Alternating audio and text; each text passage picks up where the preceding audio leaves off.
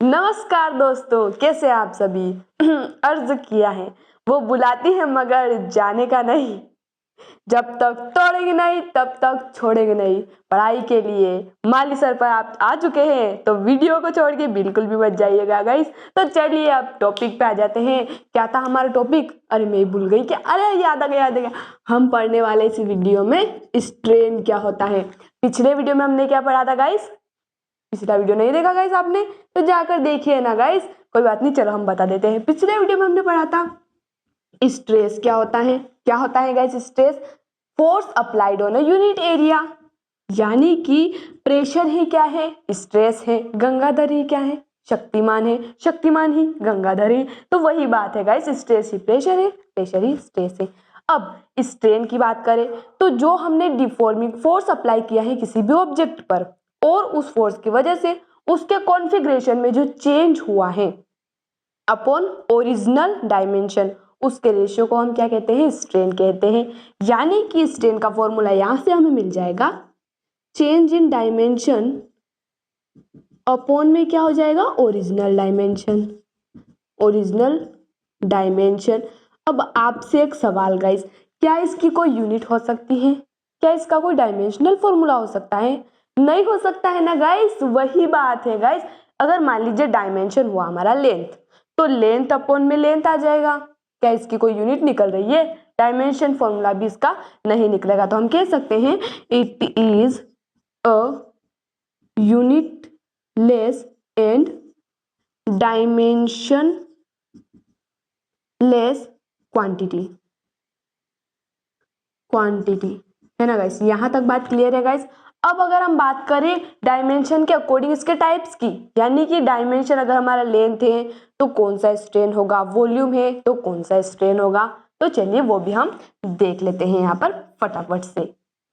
तो हम बात करें थे टाइप की, तो इसका फर्स्ट टाइप आता है लॉन्गिट्यूडनल स्ट्रेन। लॉन्गिट्यूडनल स्ट्रेन यानी कि ऐसा स्ट्रेन जिसमें क्या हो? लेंथ में चेंज हो, यानी कि चेंज इन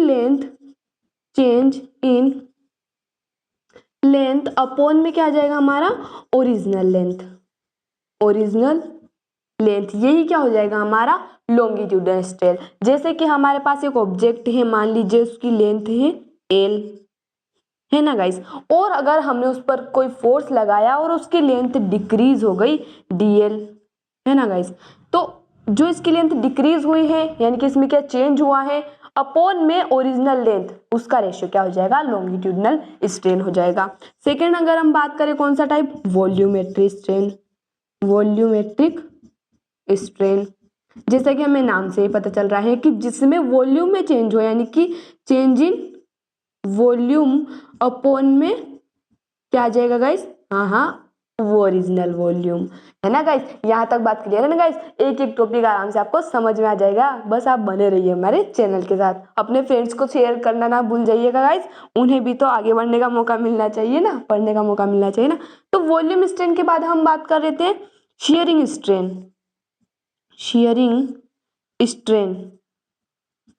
तो शेयरिंग स्ट्रेन में जैसे कि नाम से पता चल रहा है, आपने नाम सुना होगा टेंजेंट का। जैसे कि जो सर्कल होता है उसमें टेंजेंट होती है, जो उसको छू कर निकलती है वो रेखा, तो इसको हम टेंजेंशियल स्ट्रेन भी कह सकते हैं, क्योंकि हम किसी ऑब्जेक्ट पर टेंजेंशियली फोर्स अप्लाई कर रहे हैं। जैसे कि मान लीजिए एक ऑब्जेक्ट है, ऐसे हमने ऊपर से उसको हल्का सा फोर्स अप्लाई किया। जैसे मान लीजिए ऑब्जेक्ट है, इस पर ऐसे हमने फोर्स अप्लाई किया तो ये क्या हो गया? थोड़ा सा टेढ़ा हो गया, है ना। तो शेयरिंग स्ट्रेन कैसे निकालेंगे? पहले तो फॉर्मूला लिख देते हैं। तो फॉर्मूला इसका है DL/L।